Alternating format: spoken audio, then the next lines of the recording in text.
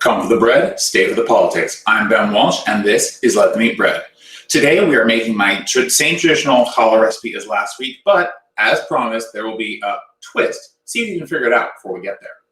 So, because we're making that regular challah recipe, we are going to need to bloom some yeast. So let's start there. So here I have some water, about 110 degrees. Just make sure that's the right temperature there. Stir a little bit. And in this container, I have approximately 1 tablespoon of active dry yeast and 1 tablespoon of granulated sugar. Remember that the reason that we put the sugar in this mixture is so that the yeast has something to eat. And so it shows it's blooming much better. As usual, we're going to take our fork and just give it a light fluffing here. Again, you want your water to be between 105 and 110 degrees Fahrenheit. If you don't have a thermometer to do that, remember you can always use the pinky test. And as a reminder, the pinky test is essentially where you put your pinky in the water, and if it feels like it's warm enough to bathe in, then that's the correct temperature.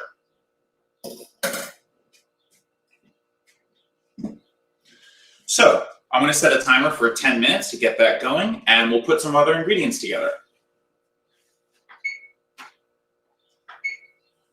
All right, so we should have our 10-minute timer going. In this bowl is an additional 6 ounces of water here, and this is where most of our wet ingredients are going to go. So what we're going to do is we're going to take our eggs. So we have 2 whole eggs and 1 egg yolk. Just put it in here. Now, your water is going to be warm, but it will not be warm enough to cook the eggs, so you don't have to worry about that. And if you are a little concerned that your water might be too hot, one of the things you can do is just give it a quick whisking, and that will allow some air to come in and cool it down. All right, next we have our 7 tablespoons of oil. This is just regular vegetable oil. I'm going to put in here.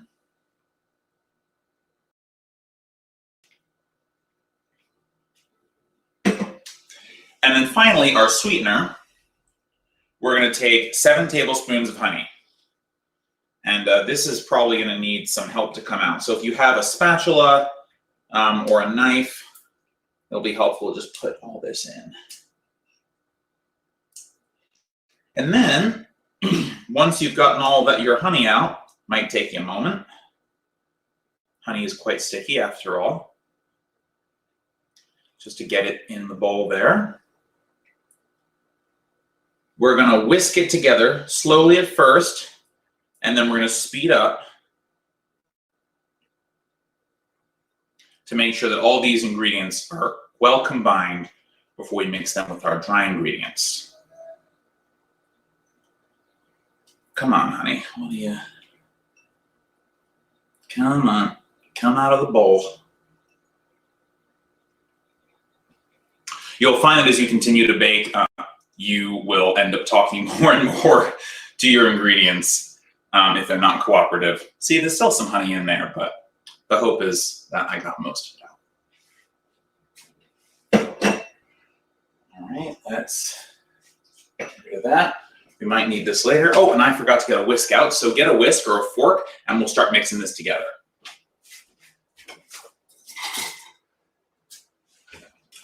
All right.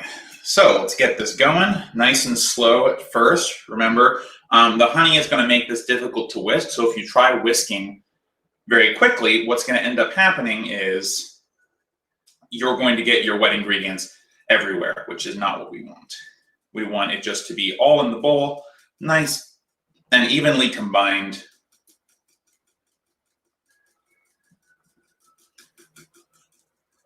And of course, as it gets easier to mix this, you can speed up your whisking. But the most important part of this is to make sure all the ingredients are combined. So make sure your whisk or your fork is getting to the bottom of the bowl and just dislodging that honey from the bottom of the bowl so that you get all that sweetness in there and all the liquids combined nicely. So you see here now that I have a nice kind of yellowy mixture. We are done with that for now. All right, so you can put your whisk away. You will no longer need it. All right, so let's put our liquids back here. Our yeast is still blooming, so we have to contend with how our solid mixtures, our solid ingredients, our dry ingredients. So here I have 6 cups of bread flour.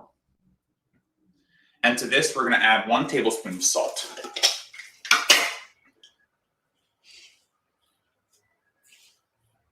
You can add a little more, a little less. It entirely is up to you.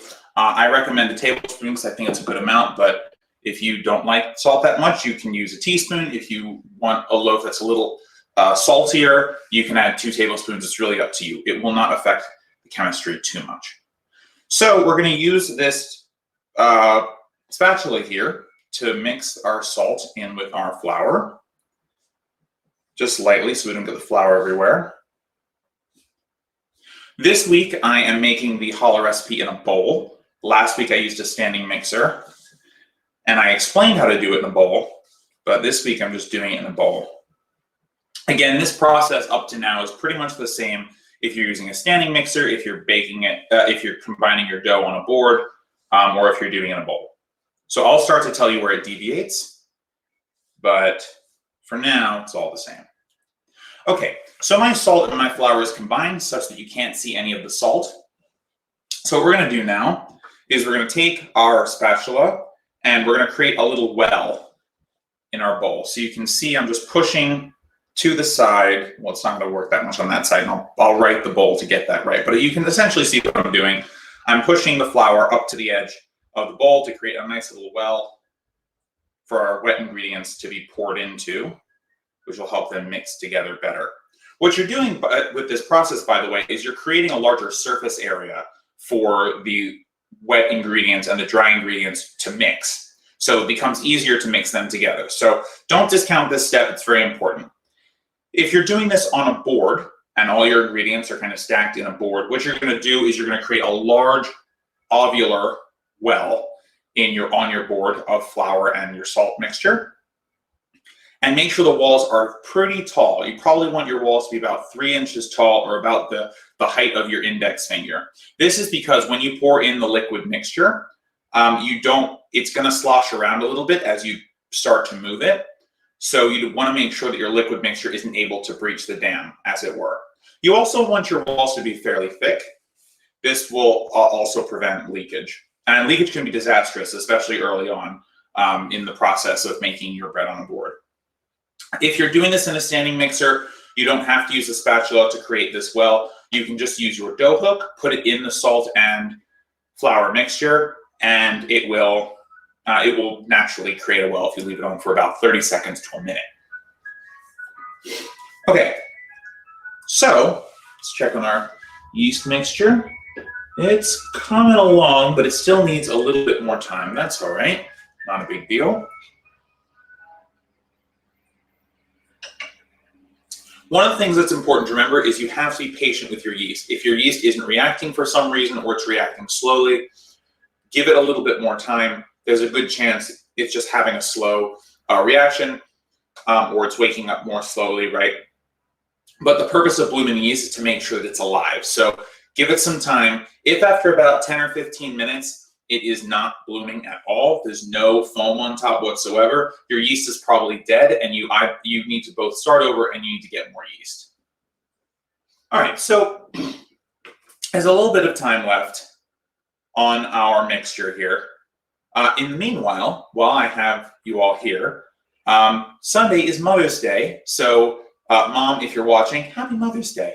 And remind Dad to, treat you nice. No, I'm just kidding. You guys are great. But Mom, happy Mother's Day. Happy Mother's Day to all the mothers out there, dog moms, cat moms, adopted moms, non-adopted moms, all the moms. Happy Mother's Day. I hope you take Sunday to enjoy yourself in any way you see fit. And just have an enjoyable time. Hopefully lots of people shower you with love and praise, and gifts aren't so bad either, I'm sure. And so I hope you guys have a great Mother's Day. All right.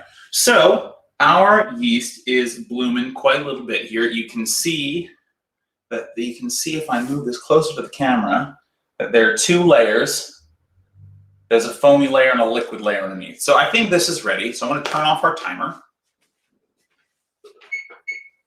Oh, one last point about the yeast that I probably should have mentioned earlier. The reason we cover it is to keep all the heat in and to make sure that it stays nice and warm as it's coming back to us, because the yeast is dehydrated and essentially dead, and you're using this process to more or less bring it back to life. Okay, so we are going to take our yeast mixture and we're going to pour it into our well, like so. This is the same process if you're using a standing mixer. Hold on if you're baking yours on, if you're shaping yours on a board. Okay, give me 1 second. I'll give you some instructions. All right, we're going to pour the rest of our liquid in. If you're working on a board, still hold on. You can see that some of my honey did not get mixed in the way I wanted it to. Okay, that's fine. No big deal.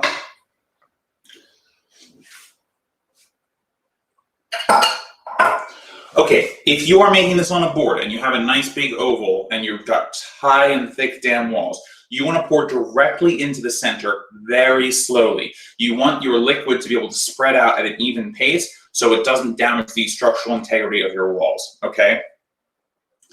And what you want to do after that is you want to take your index finger and your middle finger, put them down on the edge in the liquid near one of your walls, and slowly do a round motion forwards and backwards as you see fit all the way around your wall.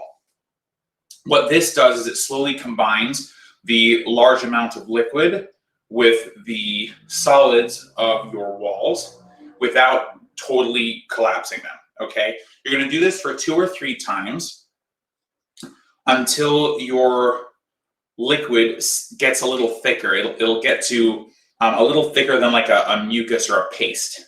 All right, that's where you want it. And once you do that, you can use your hands or a bench scraper to start to take some of that wall, especially where it's shallower, and start flicking it up into the mixture. Of course, the end goal is just to make sure that everything is combined and you have a nice ball of dough. For me, working in a bowl or using a stand mixer. So if you're using a stand mixer, you just put this on the stir setting until your standing mixer sounds like it's struggling, and then you turn it up to the next setting. Oops, lost a bit of dough there. And if you're in a bowl, you just want to keep slowly mixing around. You can see a dough is already starting to form here.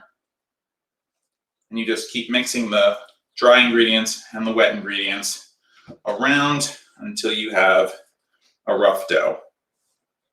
Once you do that, unless you are using your standing mixer to do the kneading, which you can do, I demonstrated how to do that last week.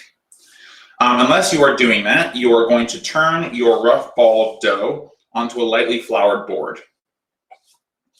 And when I say lightly floured, I mean pretty lightly floured. You can always add more as you need, but you want to make sure that you're not drying out your dough before you have a chance to get it, before it has a chance to kind of develop more gluten. So just something to keep in mind. So you want to mix this until a rough ball comes together. And so this is not a rough ball. You can see that there are lots of parts of it that aren't really attached. You want it to be kind of one large unit. Sorry, I keep moving it away from the camera. You want to make sure it's more or less one large unit, and then it comes out of the bowl together. So I'm going to keep doing this because I have some, I don't know if you can see it, but I have some more flour at the bottom of my bowl. So I'm going to keep mixing this around. But if doing this with a spatula is not working, just get in there with your hands. Fold the dough, make sure that it's getting the flour on it, make sure that the liquid and the dry ingredients, the wet and the dry ingredients are combining. I think I'm about to give up on this for now. So let's get my hands in there. So just turn it over, do a little bit of a kneading motion, not too much. because the real kneading is going to happen on the board. But just enough to get all that extra flour mixed in. Remember, we're still in the mixing phase. We're not really in the kneading phase. So just be careful. And if you're struggling and if this isn't working for you and you just want to deposit it on your board and clean up that way, you're welcome to do that too. Because sometimes, you know, the bowl's just too small. Your ingredients aren't, you know, they're coming together, but you can't really get the dough to do what you want it to do. Just put it onto a board. And it will get easier, I promise.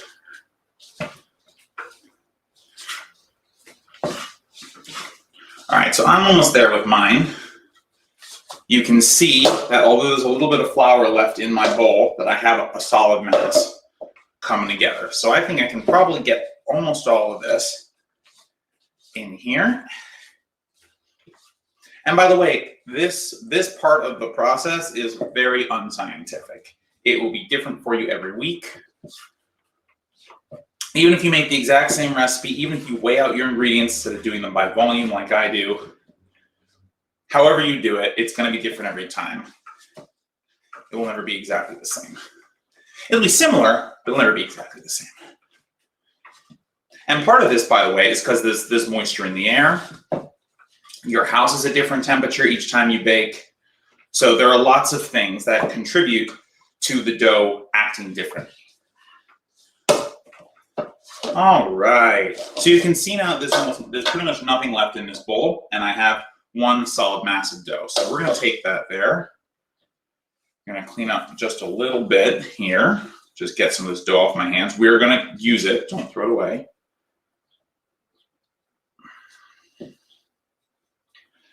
And don't worry about dough sticking on your hands or reusing dough that's on your hands. This is going to bake, so anything that you'd be worried about will get killed in the oven. But also, I highly encourage you to wash your hands as often as possible during this process. I wash my hands before starting the show. Also, after handling eggshells, it's important to wash your hands. And when you're touching things that could be dirty. All right, so let's flour the old board a little bit. Just a tiny, tiny, tiny, tiny, tiny, tiny bit. So you can see how lightly that I've done this. Let's put that there. We're going to use our spatula, just get that last bit of dough out from our bowl. It's going to be a little dry at first, but that's okay. We're going to stretch and pull and tug.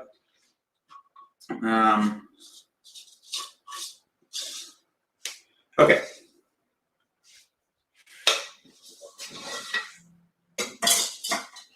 We are ready to begin. So remember, kneading, we're going to take our hand, we're going to push forward with our palm and bring back, and then we're going to rotate 90 degrees and do it all over again. You want to get as much stretch on this as possible. If the dough tears, that's just fine.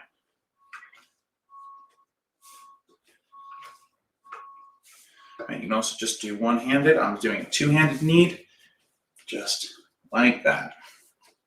There are lots of ways to knead, as I have said in the past.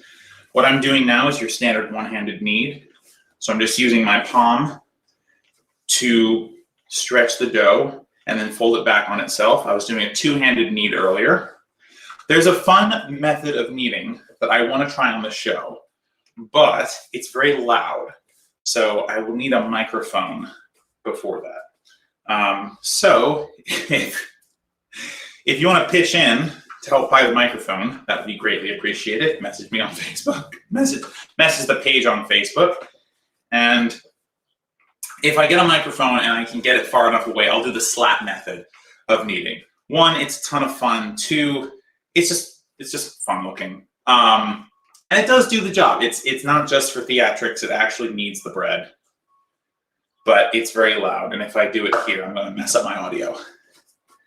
So we're gonna stay away from the slap method for now. Sorry, until I can get a microphone, or until a microphone is a little microphone for my apron here is gifted to the show. So you're going to keep doing this until the bread is tacky and not sticky and passes the window pane test. Or if you're not working on a stone board that removes some of the heat each time, until your bread's about 80 degrees in the center. You can use the thermometer for that. But I highly recommend the window pane test, since the window pane test measures how much gluten is developed, and the temperature test is more about how it's going to rise, notwithstanding how much gluten has been developed. So I like to use the window pane test, one, because it's fun to demonstrate, and two, because I personally think it's just more accurate. All right. And remember, the purpose of kneading, however you want to knead, is to just stretch that dough, develop the gluten, just going to help it rise.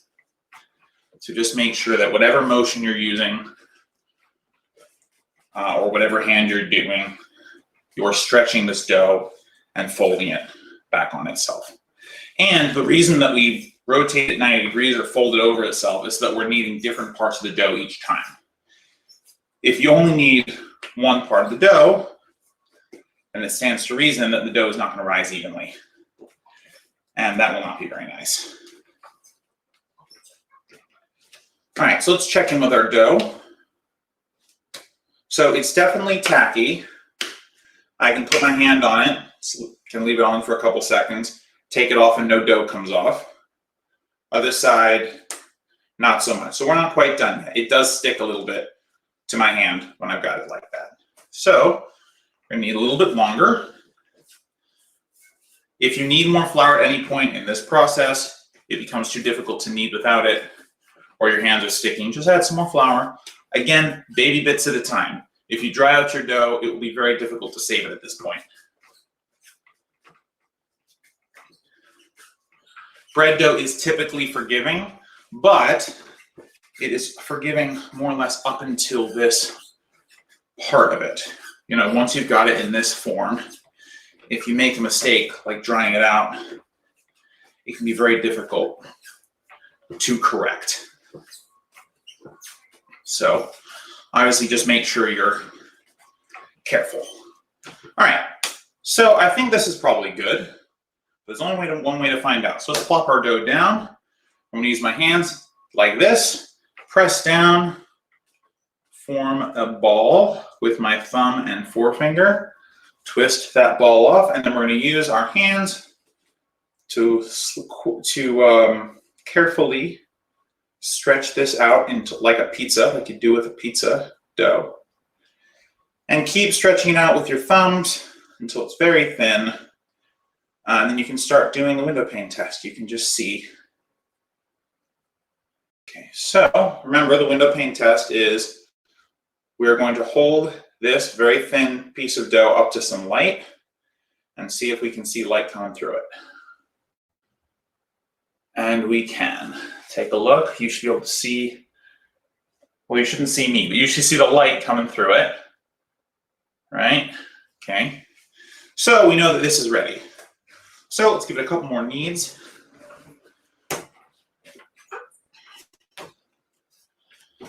Let's just give it a little bit more kneading. And then what I like to do in order to make sure that once my preparations are done for rising, it comes off, let's just put a tiny bit of flour on it for it to sit on. So we're gonna form it into a taut ball. So the way that we do that, remember, is we take our hands in a cup motion, we put them on each side of the bread, and then we just roll the bread between our hands until the top of the dough becomes nice and taut and even. And the reason this works, by the way, because the dough is tacky. If the dough is completely dry, this doesn't work. So you'll start to see the top thin out, become smoother. At the point you can literally run your hand over it. All right, so when you're satisfied, or until you can push down it and it bounces right back up, let's just spread this out a little bit. We're gonna put our ball of dough right on that little bit of flour. And then we're gonna get ready for rising. So what's gonna happen now is I use a glass bowl for rising. And because glass has a tendency to be a little cooler than room temperature, and also because it's a little cooler in my house today, I'm gonna run over this with hot water just until it feels like it's a little warm. And then we're gonna deposit in, then we are going to put some oil in our bowl to make sure the bread doesn't stick as it rises. And after that, we're gonna put in the dough, cover it, set a timer for an hour, and talk some politics. So I'll be right back. I'm gonna warm my bowl. If your bowl is pre-warmed, start putting a little bit of oil in it, and I'll see you back in just a moment.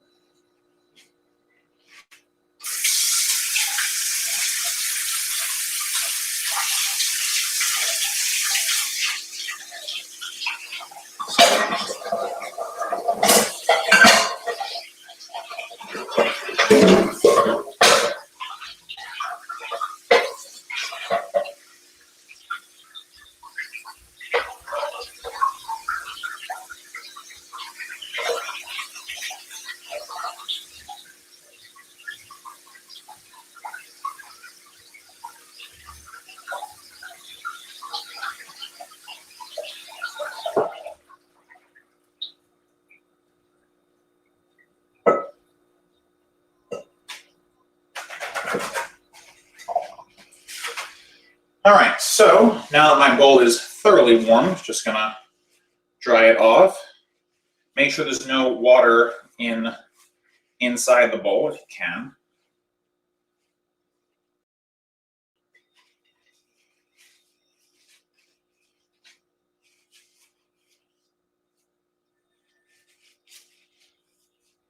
Okay, so our bowl is nice and warm.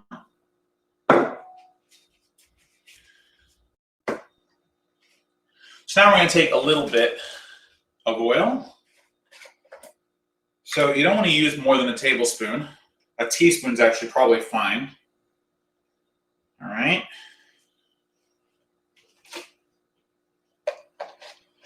And we're just going to move this around the bowl for a little bit just to get it moving. And then once you're ready, take your hands or a spatula if you don't want to use your hands, and just make sure there's a nice, thin, even layer of oil all throughout your bowl.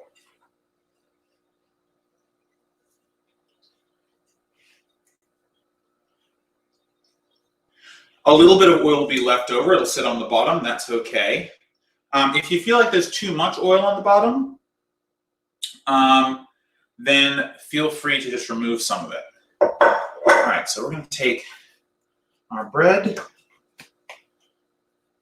put it here. We're going to take some of that excess oil and just roll our ball of dough in it to make sure that all of it is covered with oil. This is going to help with the rising process.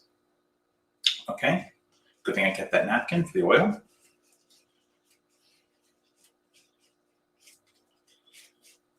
Okay, so I'm going to take some plastic wrap to keep the heat in, and I'm going to put a towel over it. To additionally keep the heat in, we're using a double protective method here, if you will.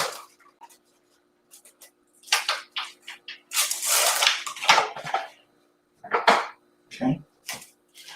Make sure this is nice and tight. As much as possible, we want to keep everything in here. All right, and keep the environment nice and warm.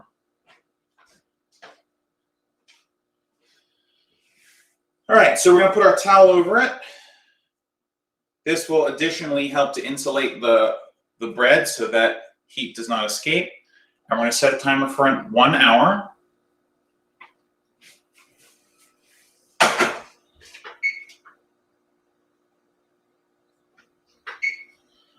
All right, so we have set our timer for 1 hour, and after we talk a little bit of politics, we will be right back. Our bread has risen. It's definitely doubled in size. If this isn't big enough for you, if you don't, for some reason you don't like the size of this, feel free to let it rise a little bit more. But For now, I'm going to wash my hands, and then we are going to take this bread out, and we're going to do our twist. So I'll be right back.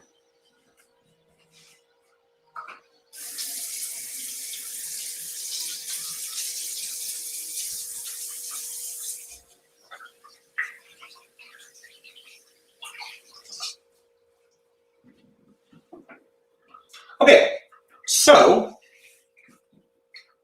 as promised, we are making our challah with a twist this week, which is to say we are actually making a twist.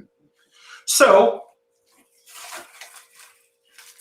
we're going to take our challah out here, and instead of doing the normal division, I'm just going to take, now I'm trying not to get a ton of the oil out because I'm not going to do a ton of kneading. It's all right. Put this here. Okay. And so what we're going to do this week with our challah is, instead of cutting it into braids, we're just going to knead it real quick until it's a solid mass. And you may need flour to do this. That's okay. And by the way, in this kneading process, we are trying to get out all the air bubbles. So keep kneading it till you hear the air bubbles come out. Also, you want to get back some of that shapeliness to it. You want it to be one mass. So give it a knead for a minute or two, making sure to get out those air bubbles, incorporating the oil into it. You don't really need to add flour for this process because it's really not going to be that much of an issue.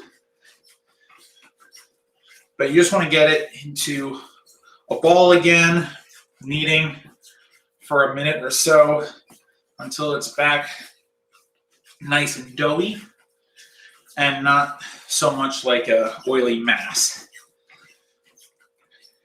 So the dough should be fairly easy to work with at this point. It shouldn't give you too much trouble. It'll be a little firmer as you kind of push out the air, but that's all right. And as you can see, my ball of dough is kind of come back together into a ball. So what we're going to do is we're going to roll it back into a ball here, just using the regular cupping motion we've used in the past. And now we're going to do something really fun. All right, so we're going to take our big ball of dough and we're going to roll it out into one long log. Now we want our log to be about 2 inches wide, so 1.5 inches to 2 inches wide, and we want it to be pretty long. So because we're going to make a big old twist with this.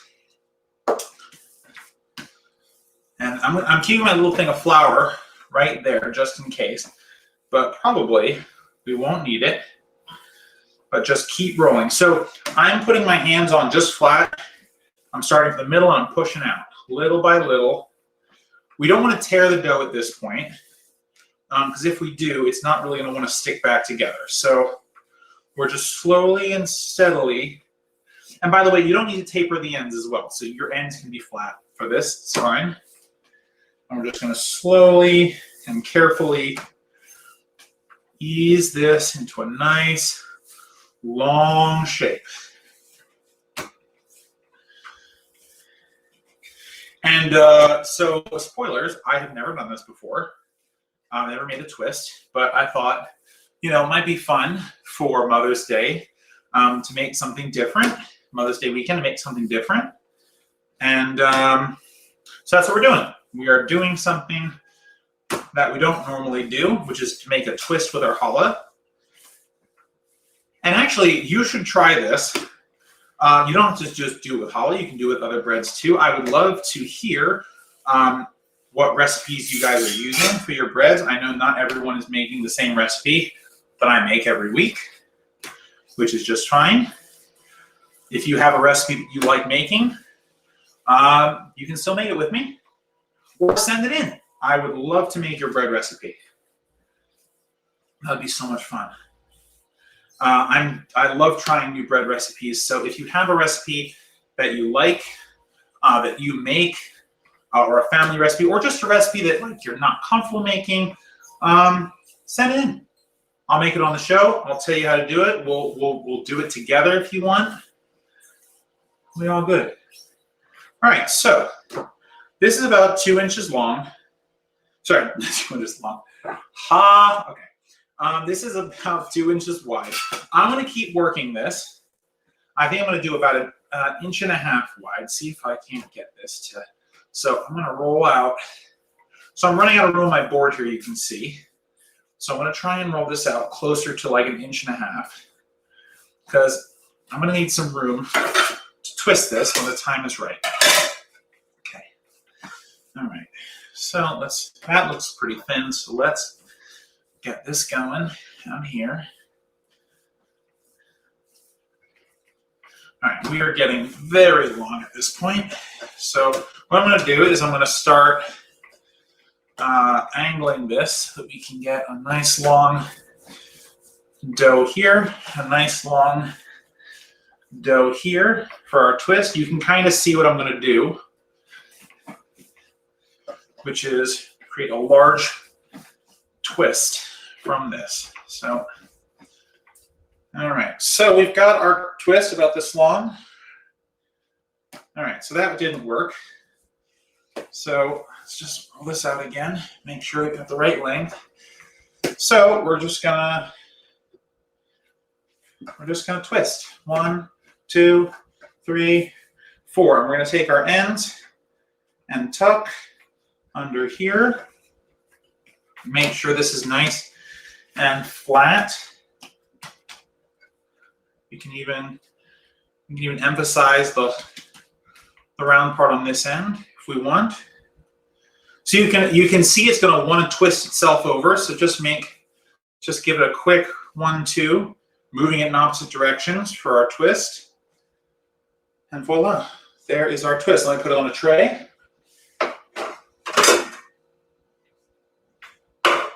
And then you can see for yourself this gorgeous twist we've made here. All right. So take a look at our twist. So we're going to let this sit now. I want to put it on the diagonal. We're going to let this sit now for another hour. This is going to double in size, hopefully. Actually, I'm going to transfer this to a larger tray, but I'm going to do it off camera. But so what's going to happen now is our twist is going to rise here for 1 hour. I'm going to bid you farewell. And once you are ready, you are going to set your oven to 350 degrees. While it is heating up, you are going to paint your challah twist with beaten egg, with a paintbrush or a spoon or however you want to do it. And once you do that, it'll be ready to go into your oven. If you are applying sesame seeds to yours, I'm not going to, but if you want to, you can just sprinkle some sesame seeds on once you have put your egg mixture on it. And you're going to let it sit in the 350 degree oven for 35 minutes, rotating at 17 minutes. When it's done, you will know it's done because it'll have a nice, beautiful brown color on it. And if you knock on it with your knuckles, it will sound hollow. Or if you have a thermometer, you want it to be between 200 and 210 degrees, preferably above 205. All right? All right, guys, that is it for this week. I hope you enjoyed it. I hope you have a great loaf. I'd love to see the pictures of the bread you're making. Please send them in to us on Facebook and on YouTube, if that's possible for you to do. And we will see you next week for another episode of Let Them Eat Bread. Take care, everyone.